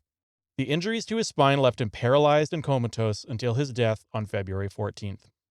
He was 26 years old and left behind a wife and 5-year-old daughter. This tragedy spurred the International Ice Hockey Federation to develop the new no-touch rule, with most professional and amateur leagues adopting the IIHF's new option. The NHL and AHL were among the only leagues to keep touch-up icing until the 2013-14 season, when both implemented the hybrid rule, which I'm about to talk about, on a permanent basis. Like any good safety regulation, as always, it was written in blood. I mean, part of the reason I think you get leg injuries is people do self-protect a little bit, and they are going into those races kind of ready to lean back and let their feet absorb the impact. But like, yeah, it was an incredibly stupid rule, and they have like half gotten rid of it. They made a hybrid rule, so it's like half as dangerous, but still dangerous. Okay. Okay, good. And I don't have any kind of clips for this, but, you know, while we're going off about it, you know, Cherry was talking about the neck guards and how players don't wear neck guards. And he was saying we should start getting players in neck guards. And we still haven't absolutely not done that. The neck guards have not come in the way visors have. But just, I think like maybe 2 months ago, I think after we recorded originally, a player in the UK died from having a throat slashed open by like an errant skate. And I mean, it is sort of the thing where like it had to be only a matter of time where that happened, because there were famous incidences of that, people almost dying from that already. And he was literally kind of correct in that sense, even though he wasn't talking about it. Like nothing was done until someone died. And now maybe at some point we're going to start seeing neck guards being like kind of grandfathered in as the helmets and the visors were. But yeah, it's pretty bleak. Yeah. God. And I mean, I say this as a person who, when I play, I do not wear a neck guard because they're just not a thing you wear outside of childhood. Because it'll never happen to me, right? Uh-huh. Yeah, I'm built different. My carotid arteries are just thicker. They're made of Kevlar. Your So. neck tendons are actually like steel wires. You're fine. Mm-hmm. Yeah. So if anyone wants to see something really traumatizing, but nobody dies, it's just horrific. You can look up a Clint Malarchuk injury on YouTube, and you can watch someone nearly bleed out, but you know, he's fine. Oh, okay. Jesus. No thanks. Yeah. Mm-hmm. So that was a long diversion. I tried to avoid this for most of it. I've tried to avoid really getting into like the sports analysis and talking about the actual sport, because it's generally not interesting if you don't care. But we have to get into it a little bit for a few reasons. And this is to kind of answer your question from earlier, Lucas. Physicality and fighting in hockey culture could be its own entire episode, but I'll try to do a concise overview for the purposes of Don Cherry's part in it. While fights are liable to break out in virtually any sport, North American hockey is unique in that fights are not grounds for an immediate ejection and further sanctions, but are simply treated as a major penalty, meaning 5 minutes spent in the penalty box. For comparison, a minor penalty is 2 minutes. Yeah. And this penalty is only for the participants, so the teams themselves are not penalized for fights. For a long time, especially in the 80s, 90s, and 2000s, the aforementioned idea of toughness and fighting being a key component of the sport was so entrenched that teams generally built their roster of forwards to have 3 so-called scoring lines and 1 so-called checking line, with the latter not really expected to put up points at all. Teams commonly had a player labeled as an enforcer. These players were specifically enlisted due to their size, as well as their ability to make hits and throw haymakers, and were often otherwise legitimately unable to play the game at a professional level. Wow. This culture has largely changed in recent years, due mostly to teams finally realizing that this is actually terrible strategy, and you can in fact win games entirely with players who have a basic ability to shoot, pass, and handle the puck. Indeed, many of these former enforcers are among the most prominent critics of the old ways, due in part to the growing understanding of brain injury and a condition called chronic traumatic encephalopathy, or CTE, in contact sport players. I'm sure this is also a discussion that's coming up in like the AFL and NRL and yeah, massively. And it's changed how like there's a lot of stuff about how any potential head injury is dealt with on the field and by medics and like I know that like I'm more of a fan of rugby union, the form of rugby that the rest of the world plays. Oh no, they still do it here too. Yeah, but you know, it's not like anyway. It's a sport for fancy boys here. Yeah. Like compared to rugby league, like. Yeah. Oh yeah. Oh, okay. Yeah. It's much more with the like the expensive private schools play it, and government schools are NRL or AFL depending on where you live. Interesting, yeah. Because like a rugby union is also like in like the UK and in Ireland is considered like a Tory sport. And like if you were there and you played hockey, that would be like a charming little thing you do with your friends. And here it's the opposite. So hockey is the rich kid sport, and like playing rugby union like I did here in high school, like that's just like that's the most like inviting, welcoming, like no barrier to entry community. Wow. Yeah. Oh. Fascinating. Because the people that want to smash into each other in a field that are like really talented and like, you know, affluent are playing like gridiron football, right?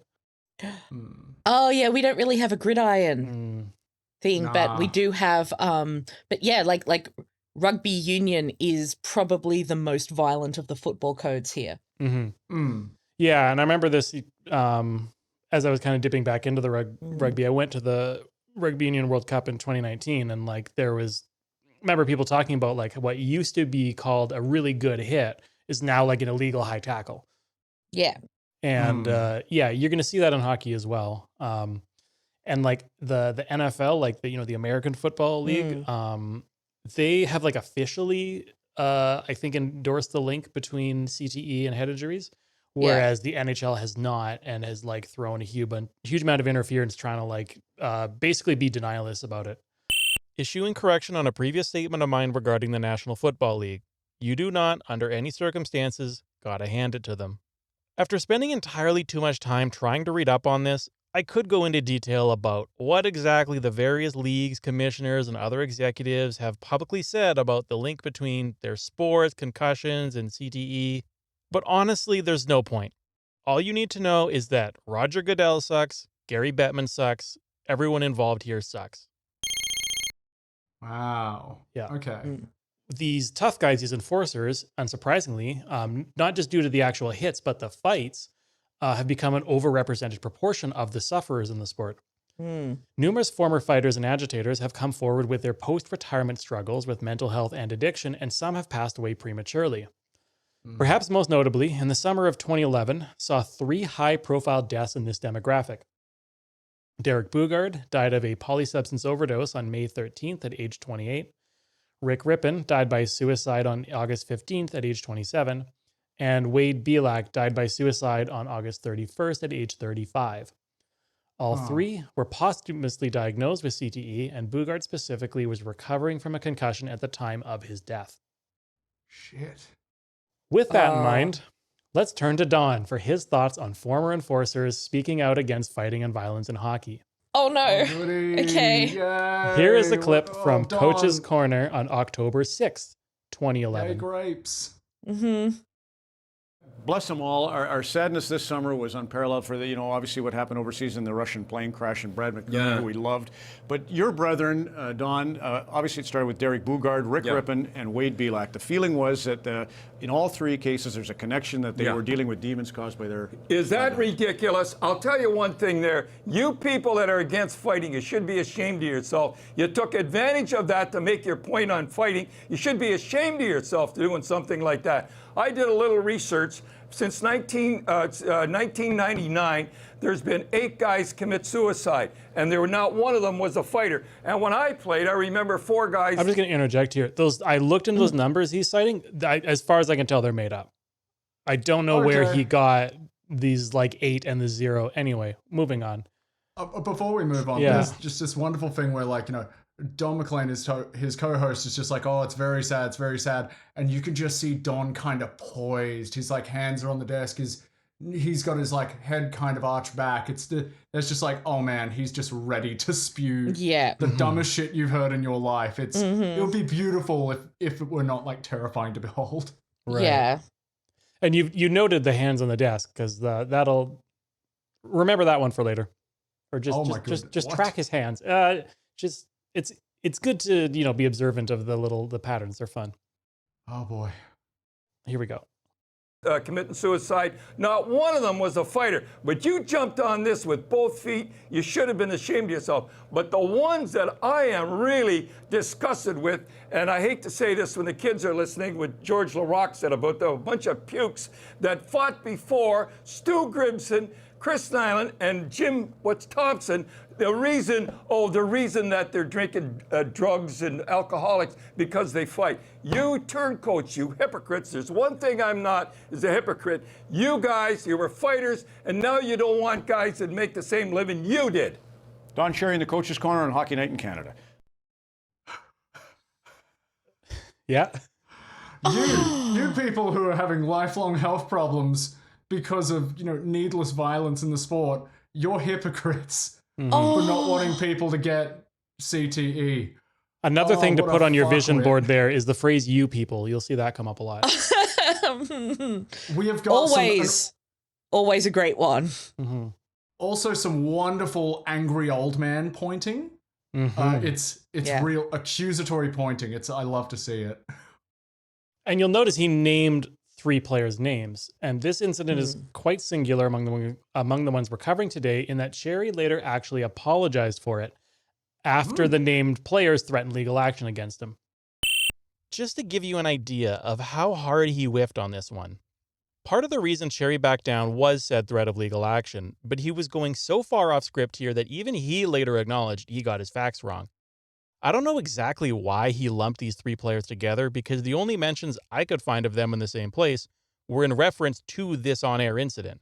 There are instances of each of them being interviewed or quoted individually to varying extents in the wake of the 3 deaths that summer, but they all had, and continue to have, different opinions on the role of fighting in hockey. For example, of these men, only Jim Thompson has called for the removal of fighting from the game, which is the specific beef Don believed he had with each one of them here. Another important difference among them is that of the trio, only Chris Nyland has ever been pictured with George Stroumboulopoulos. Fighters, of course, are not the only players receiving concussions. Directly before making the comments we just saw, Cherry was lamenting what he saw as a negative culture change in the league. The NHL had formed the Department of Player Safety and was now issuing video breakdowns of hits that were being punished with supplementary suspensions and fines. His argument was that with the league handing out these punishments, players would stop hitting altogether. In rhetorical fashion, he asked how, and I will also say this just as a real quick thing. So I definitely played hockey my whole life. And, you played as a kid, you play without hitting. When they've actually raised the age, but when I was forever, it was when you turned 13, you could start doing full contact. I think they raised the age 2 years, which is a good thing. Yeah. And when you get to be when you turn 18, you become an adult, you're not playing recreational anymore.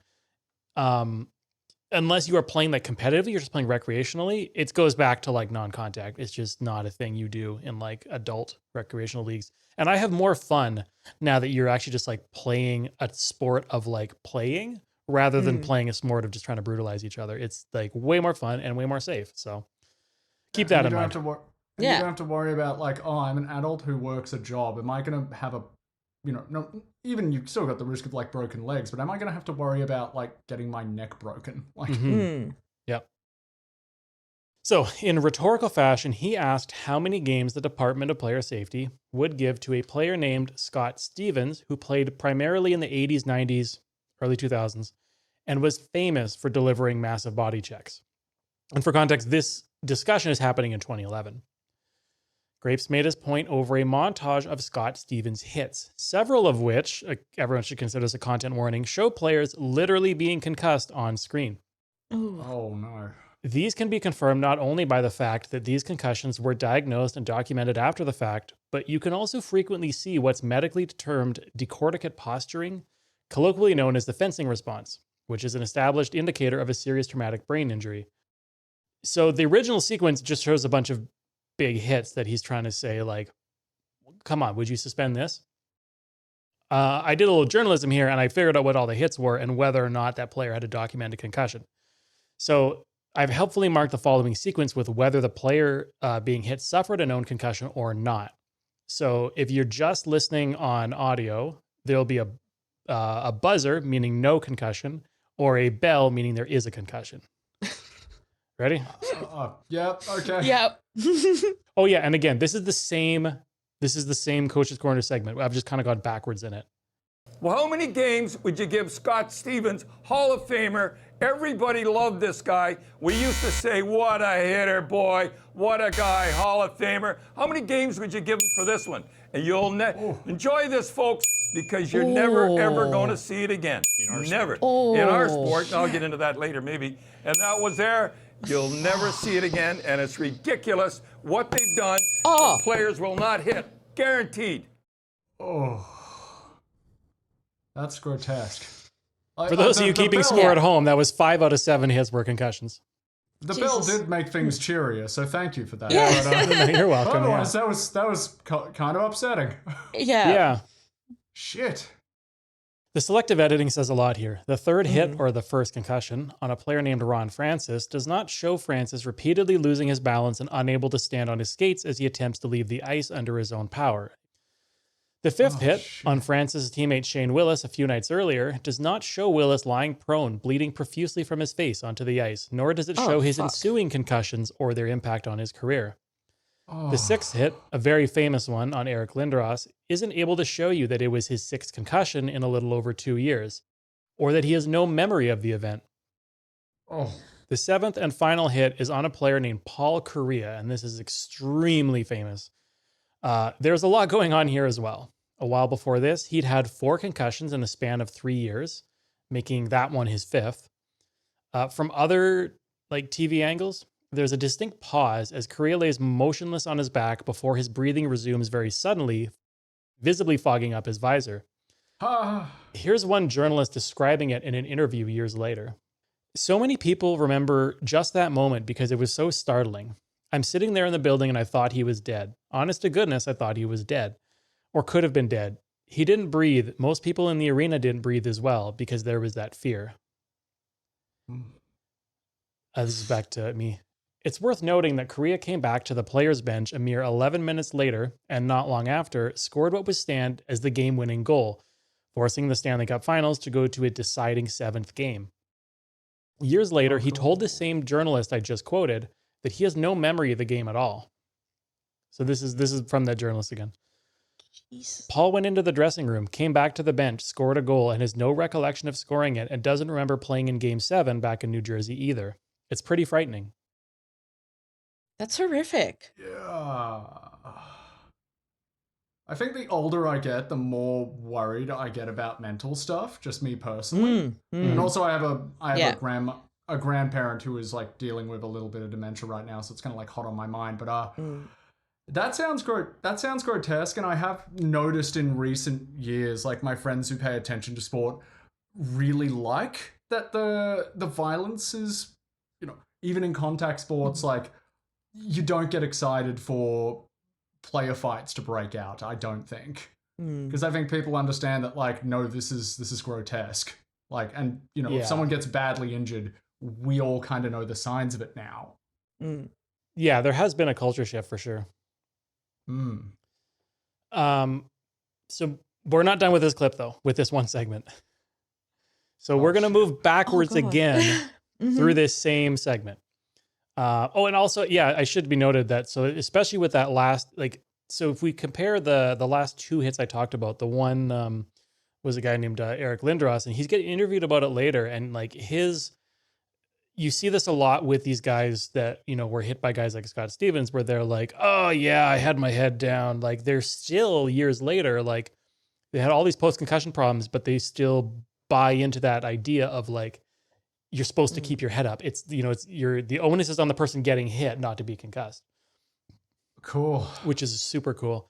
But Paul Correa, that last one we saw, was his career, I think, ended pretty relatively early, and he had horrible post-concussion syndrome for years. And he refused to be involved with NHL events. He wouldn't show up to stuff. He wouldn't talk to anyone. He was, he held a very understandable grudge against the league for not protecting players at all. Yeah. Yeah. So even earlier in this segment, Cherry had some advice, as he so often did, for all you kids out there. Max Pacioretty and Chara, you caught a little something. I want to show it. No, all you kids, wait a minute, don't show it. All you kids out there, I'm going to save your life. I'm going to show you something. After you score a goal, never push a defenseman because they're infuriated. Watch what happens. Now watch, he pushes them for some reason, and look at, why would he do that? Now watch what Chara does after this. He goes bananas. A 6'9" giant, and you push him. Kids, leave the defenseman alone like that because they always remember. That little incident was a precursor to the hit that came in the following game with Chara. So you're saying it was premeditated that Chara meant to do it? All I'm saying is he ticked him off, and he got it the next game. Comparatively, that seems on its own like a much more tame clip, I would say. Like, and I mean, this is probably, I don't know how it struck you as like non-fans, but like it was a light little tap he kind of gave him on the back there. Also for the, you know, the audio listeners. Yeah, I wouldn't have called that so much a push. Yeah, it was pretty light. Yeah. And he's, you know, he's going off and saying that, oh, you're going to get it for that. You're, you know, his usual bullshit. But what, you know, that doesn't show is they're referring to a follow-up incident. So he summarizes that connection as he ticked him off and he got it in the next game. So we're going to see now what happened in the next game between the same two players. Okay. Campbell wins it. So I want you to look at those players that are highlighted right there. It's the same two guys we just saw, right? Clear to the far side of the zone. Oh! Pacioretty is down face first as Chara angled him, and Pacioretty was lined up against the center glass between the two benches. Ooh. Oh. So. Okay.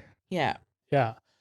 Max Pacioretty, the player being driven headfirst into a wall of plexiglass there, suffered a concussion and a fracture of his fourth cervical vertebra. Fuck. He later made a full recovery. Oh, good. Good. But what, like, I really have to stress here is that it's not like he was talking about the events of the previous week. Those two games that happened back to back happened in like it was April. It was like the spring of 2011, right? And for us, like July, August, that summer, that's the season ends. New one starts again in October. And this was, I think this was October. This was October of 2011 that he was talking about this. So he went back to the previous spring, knowing how grievously this player was injured, and chose to victim blame him for having his head nearly knocked off his body. All right, so we have to do a bit of a long digression because I initially made the mistake of taking Don Cherry at face value. Once again, trying to run the most basic fact check on him has left me so much to unpack. So we have to clarify the timeline here. These two games were not, in reality, back-to-back. Now, if you're a hockey fan, you might be saying, well, sure, NHL teams rarely play each other back-to-back. They probably played some other teams in between. Conflicts still carry over. And that's true. But, to be exact, after the initial gentle shove incident on January 8th, 2011, the later neck-breaking incident took place on March 8th, exactly 2 months and 26 games later for Zdeno Chara and the Boston Bruins. And if you're an astute observer watching the video, you might also be saying, hey, wait, isn't there a whole other game against the Canadiens right in the middle of that stretch? Why, yes, there was, on February 9th.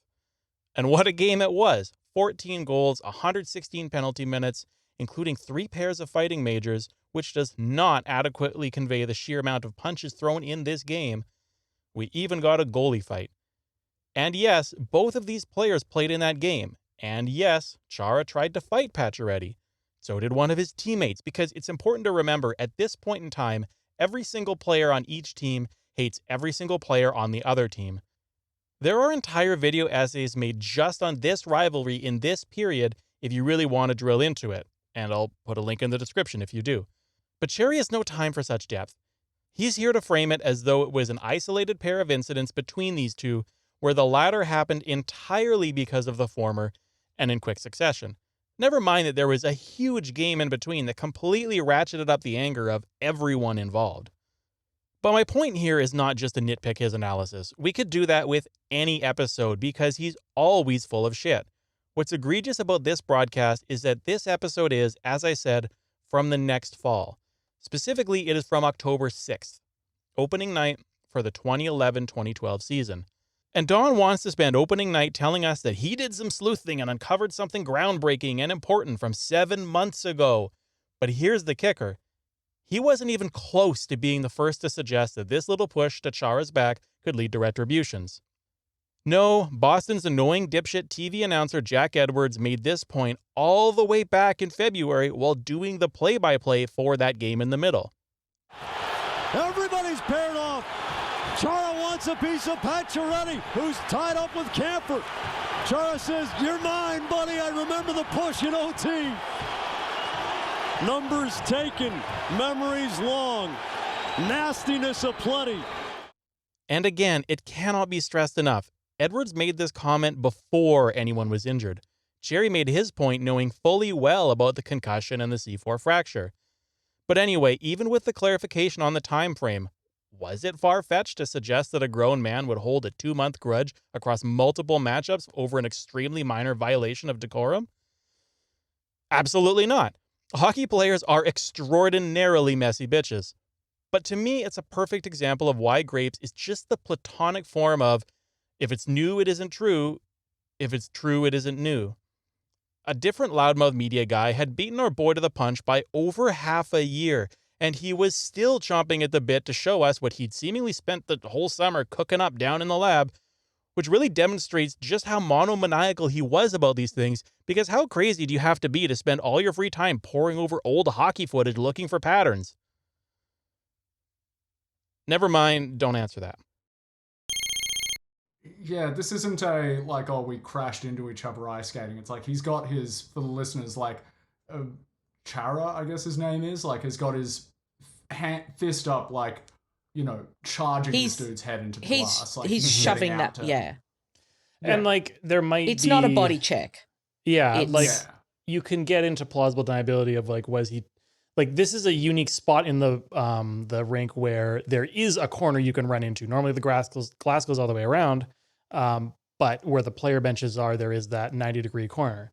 And after this incident, the league did realize, like, because players had run into this thing before and been hurt, just not this badly. So they changed it to, like, a curved piece of glass that you can kind of glance off of, which was, like, absolutely the right move. But yeah, like, he's... regardless of like whether the hit was intentional, he's saying it was intentional, and he was saying that he deserved it. For like a gentle little competitive, like, oh, we won this point, like, like 3 months prior. And like, it is like, this all does happen in the context of like these teams in particular absolutely hate each other. These players in particular definitely hated each other. Both of them are were definite like agitators and dickheads, but yeah, it's pretty bad when you have somebody breaking a cervical vertebra. Like, yeah. And that leaves us with one more big topic. One that might be considered one of the absolute hallmarks of the man's television career that I've chosen to save for last. And that topic is rampant xenophobia. Oh, yeah. Yeah, I did wonder when we were going to get to that, because all the other vibes are... Yeah. Given all his talking points so far, it's like, I'm shocked we haven't had, you know, a blackface incident. Well, like any self-respecting bigot, Don Xenophobia has had its favorite targets. Would you like to guess who those might be? Put yourself in the head of a good old Ontario boy from Kingston. Is it Middle Eastern people? Is it First Nations people? That's right. Europeans and French Canadians. Okay. Huh. All right. All right. Okay. Yeah. But that is the third and final part of our story. For now, we'll let everyone go with that. And did you want to give your plugs again, or do you want me to just sloppily edit it in your previous plug? No, I'll plug. If you're enjoying this takedown of fucked shit in Canadian culture and you want to learn about fucked shit in Australian culture, please come and listen to Australian Gothic, available everywhere you get your podcasts. Google Australian Gothic podcast, it'll come up. And you can catch the link tree for Born Under Punches in the description of whatever you're watching or listening to right now. And we'll see you in part 3 for the exciting conclusion to the Don Cherry story. Don Cherry, God. 7th greatest Canadian. Okay, bye. So goodbye. There's no time for delay. You'll see me at the face-off or catch up play by play. So goodbye. I'm glad you share my bed, but never trust a fella with a helmet on his head. Born Under Punches is recorded primarily in Amiskwatsiwaskahikan in the traditional territory of the Nahiawa, Nakota, Niitsitapi, Nakawe, Métis, and other nations, also known as Edmonton, Alberta, in Western Treaty 6 territory. It was presented this week by me, Kelly Gomo, as well as Jules and Lucas from Australian Gothic. Once again, a breakdown of sources used can be found in the description. Yeah, I should have sent the letter and it would have been polite. I'm clearing out my locker and time is getting tight. I'm calling from the station, perhaps another day.